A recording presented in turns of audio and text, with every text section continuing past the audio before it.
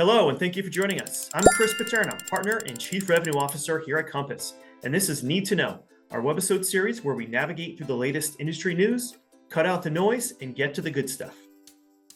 In today's Webisode, we are joined by two special guests to help us learn more about the latest concerns regarding cybersecurity within retirement plans.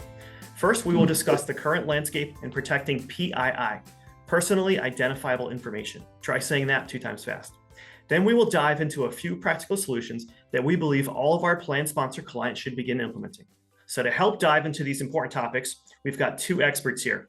First, please welcome Michelle Fleshamo, our Director of 316 Operations here at Compass. Welcome, Michelle. We're also very fortunate to have Mikolas Rambus from Hush with us today. Mikolas is the CEO and co-founder of Hush, an elite privacy service that protects companies and high-risk individuals. He previously led Equifax's consumer data business, founded and sold WealthX, and held senior roles at Forbes Media. An award-winning CIO and entrepreneur, he began his career as co-founder of MIT spinoff Lobby7. Mikolas also serves on multiple advisory boards, speaks globally on wealth and privacy, and has been featured by Bloomberg, CNBC, the BBC, and CNN. Mikolas, can you begin by talking about the current environment and some of the issues that we're facing today? Well, when we think about what we're looking at these days, it's a very challenging environment, and I'll start why. Most cyber criminals these days have figured out that companies have invested a ton of money in cybersecurity for their business, right? They've put up walls, they have the managed service providers, they have all the defenses that they're supposed to have these days. And so the hackers go for what's easiest, which is instead of hacking systems, they hack humans. You may have heard of something called social engineering. It's this idea of being able to effectively con someone into taking an incorrect action, clicking on the wrong link, downloading the wrong file, entering a password in a place that looks like it's legitimate but actually isn't. So much of what's happening with hacks these days that you read about in the press actually begins with social engineering. In fact, it's so bad, roughly, depends who you talk to, 90 to 98% of successful breaches these days start with social engineering, right? That's how challenging it's become. The challenging part, in addition to that, is AI has only made it worse, right? And so what was once a person sitting behind a keyboard in either some far-flung country or otherwise is now driven by AI a lot.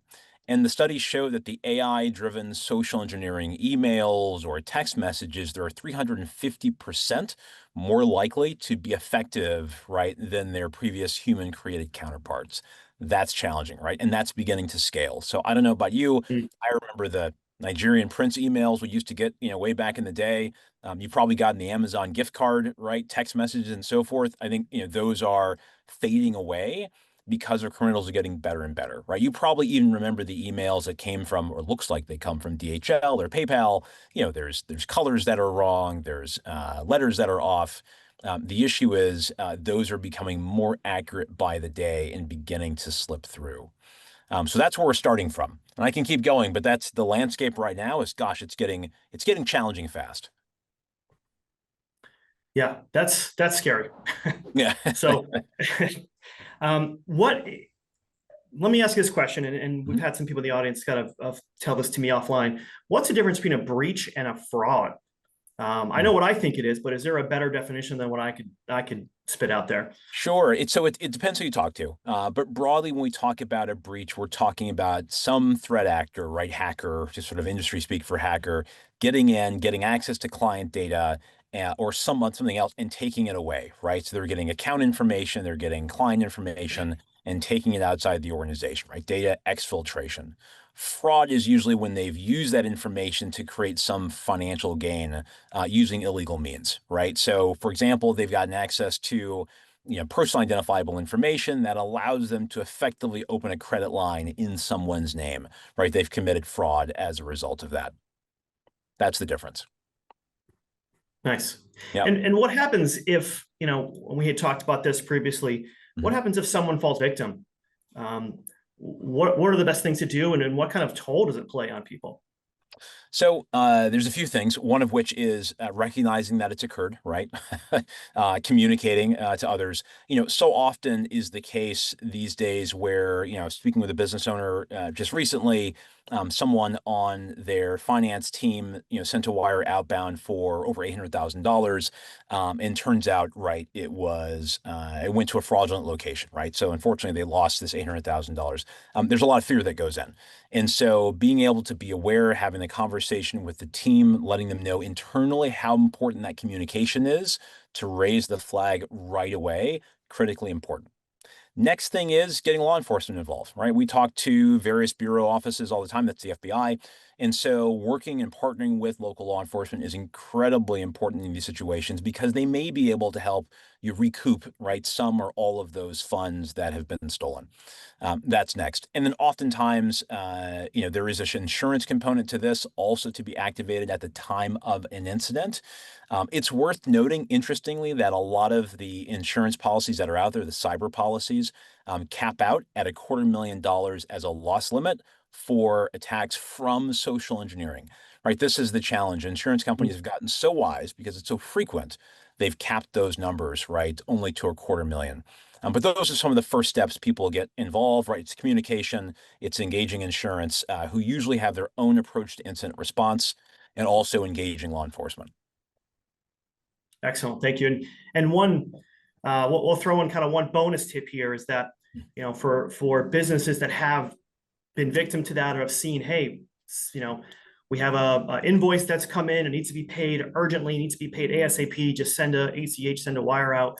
Number one, things really shouldn't be urgent. But number two, you should have policies and procedures in place at your business to make sure that you have a proper invoice submission process, not just an email forwarded from somebody who you think you know, or from the CEO who's quickly forwarding an email because he's on the road today. And you should have, depending on the size of that invoice and the wire or ACH going out, sometimes even a double review process. So we encourage you to work with your internal teams and create those standards. Yes. Go Chris, ahead. you said it, right? So urgency and authority, right, are two telltale signs of techniques that are used by social engineers to get a wire done quickly, right? And so that's something that's always to smell out, to sniff out, to see what's going on. We're also in an era where, unfortunately, with AI, right, people's voices can be impersonated. I don't know if you saw that relatively big news piece about Ferrari. There was a huge wire that was going out, and it turns out that a conversation was needed between the CEO and one of their executives. And so, in this land, when unfortunately even a client's voice can be impersonated effectively, asking that next question. So, not only doing the verbal verification, but asking the next question. If you have a little bit of information about that client, that relationship, last time they met in the office, something else just to keep going, that's where the AI starts to fail. So, if you're wondering, well, gosh, I see these stories in the press, what do I do? Asking that next question makes all the difference. So almost like a spy movie, you're going to ask some kind of like secret question, some kind of personal question that only you would know. So, but what is there anything else that we can do, and how do we protect our personal information?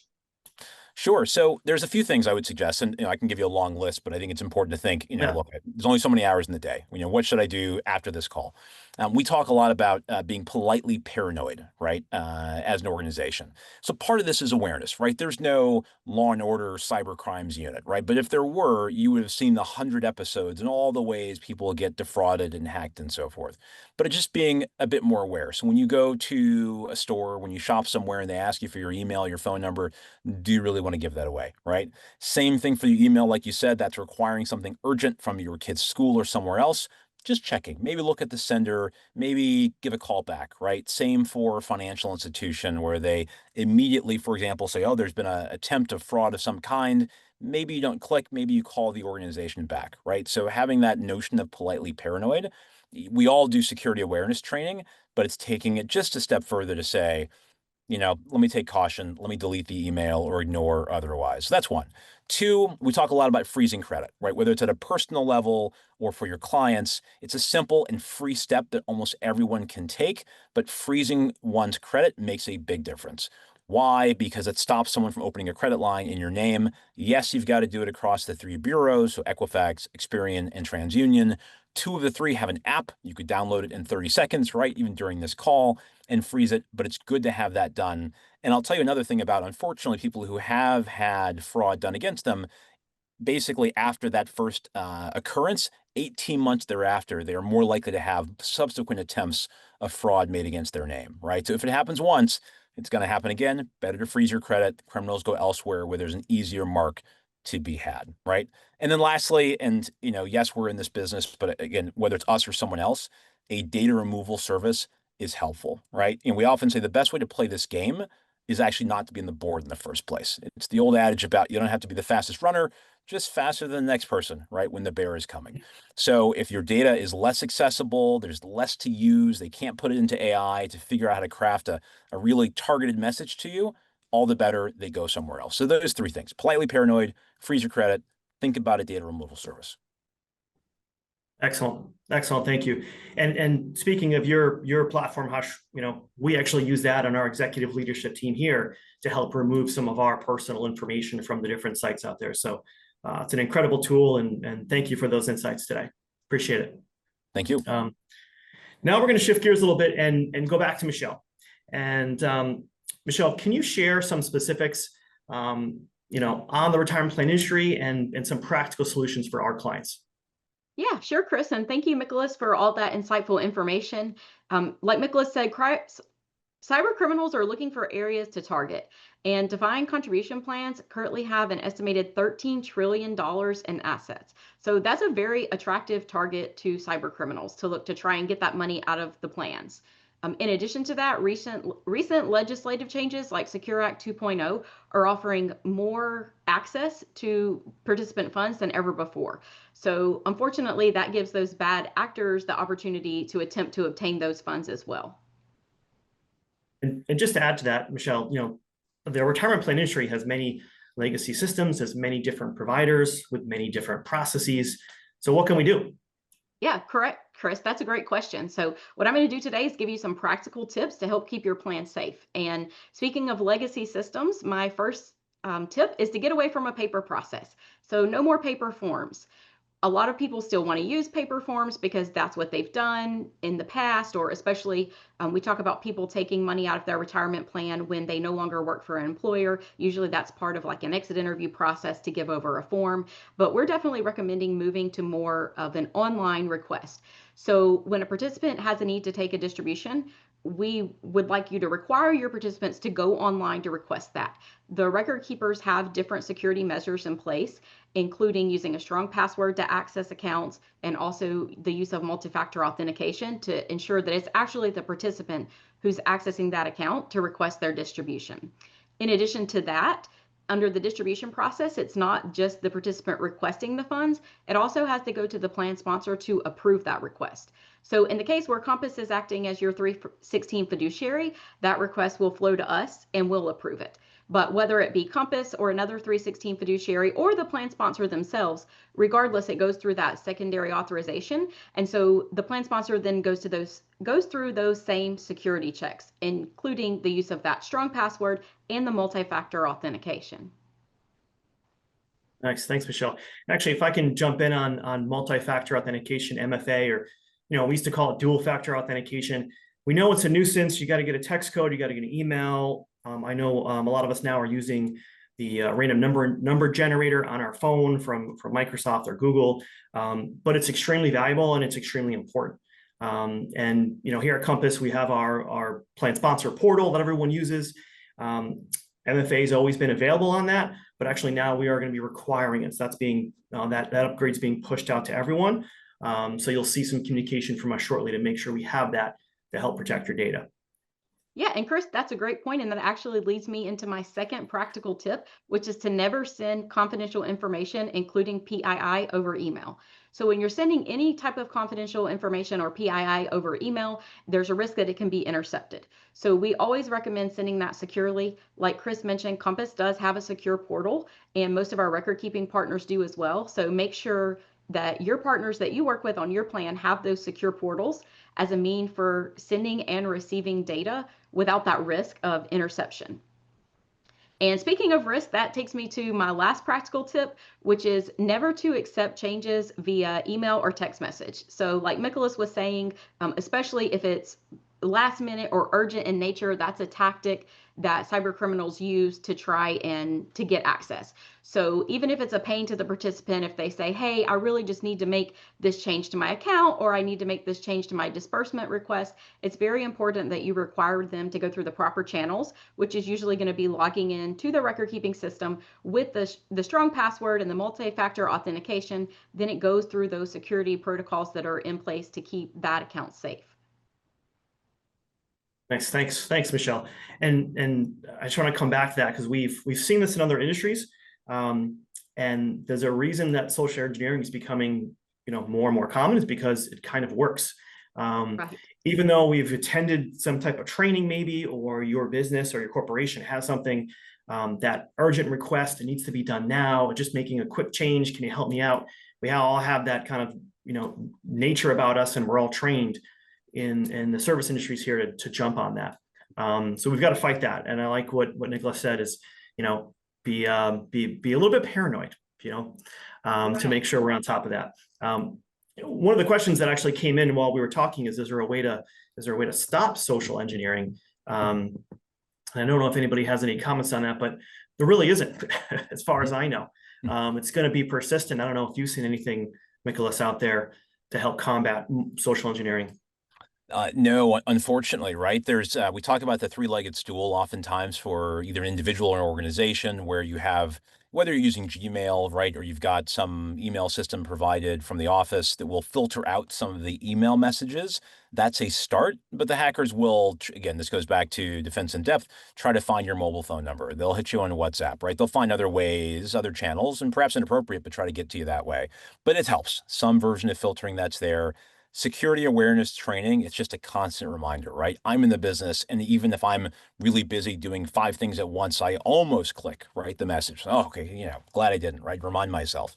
So that awareness drumbeat is so incredibly important, right? When we're all extremely busy in this attention economy. And then lastly, like I said, pulling the information back. The best way not to be targeted by someone who's, impersonating a client at the end of the day is because they can't find you, right? They can't get information. They can't get that background. And for your clients as well, right? So much of what happens, for example, is around answers to bank challenge questions, right? So we think, all right, well, got the basics there, but, I have to change my password. If I've forgotten, if I need special access, well, then which of these addresses do you recognize? Well, I can find that for most people in 5 minutes, right? What was your high school mascot? I can find that for a lot of folks pretty fast, right? So again, the key is just to be less present. And so not oversharing, forget the tool side for a minute, just not oversharing. Go back, look at your social media accounts. And if they're not set to private, and a lot of them aren't, we forget sometimes, or you had MySpace or Facebook and now you use Instagram and your Facebook's wide open, go lock it down, go delete it. It makes a big difference. Excellent. Right. Thanks. Yeah. And thanks, Michaelos. Those are some good tips. Another point I wanted to make is there are protocols in place to kind of combat some of this. So especially on the retirement plan side, something we've seen is if there's an address change on an account, then a lot of our record keeping partners will put some kind of special watch on that account for usually the next 14 days or so. So if someone does get in that account and requested distribution and to have a check mailed to that address, then there's additional security protocols that must be passed in order to have that check mailed to that address. So that's another reason we really want to just reiterate the importance of following the online process and following all of the processes that are in place is really to protect the account.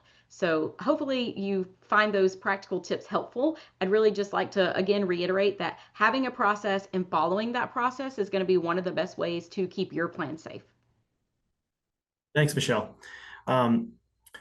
We've got a few questions here from the audience. And again, click on the Q&A box in the top right, open up the chat, and you can enter in questions. But one of the questions, and it's kind of a recurring theme that we've heard out there is, okay, we understand the importance of these online tools. There are protections in place. Some of the record keepers we work with actually have, IP search tools and voice recognition software to say, okay, where is this request coming from? Does it make sense for where it should be? Pretty sophisticated technology. But how do we get participants who've been using forms they're asking for a form. How do we get them to kind of shift gears and go online? Well, one thing I'll say to that, Chris, is that just don't make it an option. Tell them they have to. And it's for their protection. Ultimately, we remind them that it's for their protection. While it may seem like a pain, it's to protect their account. And the reality is, it's 2025. Everybody has a smartphone. Everybody's using Amazon, DoorDash. They have social media. People use technology when they want to. So I just think at 2025, it's no longer acceptable to say, I'm not comfortable using the technology. It's not optional, it's required, and it's there to protect your account. Yeah, ultimately, it's there to protect them. And I think, just from a behavioral standpoint, there's a bit of a learning curve and a bit of a hesitation. But once people get over that, they'll never go back. It'll be a tidal wave and they'll tell their friends. So we've got to all help kind of push folks, in my opinion, as an industry, over that threshold to get them to a more secure method of doing this and try to close as many gaps as we can. Right. There's some questions here regarding, I'm going to paraphrase, but Michelle, what happens if a distribution gets processed and it's wrong or it goes to a bad actor? What's our liability as a business owner? What's our liability as a plan sponsor? Well, that definitely depends on the circumstances, and that's why we recommend that you do follow those security protocols, because a lot of record keepers do have things in place to guarantee your account if the right channels were followed and there was still some kind of fraud. But if the right channels are not followed and a distribution gets processed fraudulently, then there may not be protections in place. If that money goes out, you may not be able to get it back. So it's very important that you do follow the right protocols. Make sure you're talking to your record keeping partners and your insurance companies and everyone involved in that to know what your coverage is should that happen. Thanks, Michelle. And follow-up question to that is, doesn't our record keeper or investment company take responsibility for those distributions? And I think you kind of answered that, which is it depends on the situation. Right. Some of the large record keepers we work with do provide some security guarantees that if the processes were followed, the individual requested an online distribution, security checks were met, then they would protect you. But in a lot of cases, if the processes were not followed and ultimately the plan sponsor was approving that distribution, they would not take responsibility, is my summary of that. And once a distribution goes out, I think we've all seen, if an ACH or a wire transfer went out, whether it's from a distribution or it's from, hey, I got to pay this urgent invoice, once it hits those, bank accounts that you don't recognize, those bad actors are not, they're not sitting around waiting. 30 seconds later, that money's moved somewhere else, whether it's offshore or whether it's separate bank accounts. So to, call the bank and say, hey, can we cancel that ACH? It may be too late. So to Miklas's point, it's important to report these things. I think we've all seen in the media that there's probably more fraud than we even realize in all areas of our lives because people are embarrassed and don't want to report it. So we want to make sure that we can bring awareness to this and address it. And if something bad does happen, you've got resources through your record keeper, agencies, your bank, to get some help on this. Don't keep it a secret, I guess is what I'm trying to say. Anything else to add to that, Michelle? No, I think you said it well. Great. So doesn't look like we have any more questions coming in at this point. I know this is kind of a scary topic and there's a lot of meat to this. But just to summarize, we want to make sure you follow some very common steps and get with the technology so we can help protect your plan and your participants.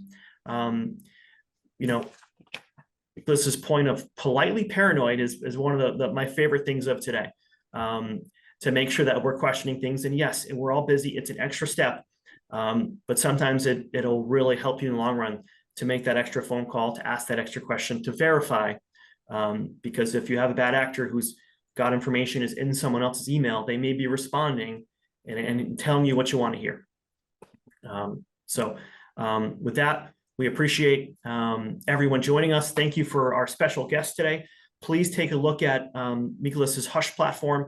As I mentioned, it's a great platform for moving PII and some of your executives' personal information from as many spots as possible on the web to keep you off the board, as it were. So take a look at our resources page. at compass-cg.com. That's where we post replays of this, as well as other webisodes and great content that we've done. Follow us on YouTube, and we look forward to seeing you at our next webisode. Thanks for joining us today.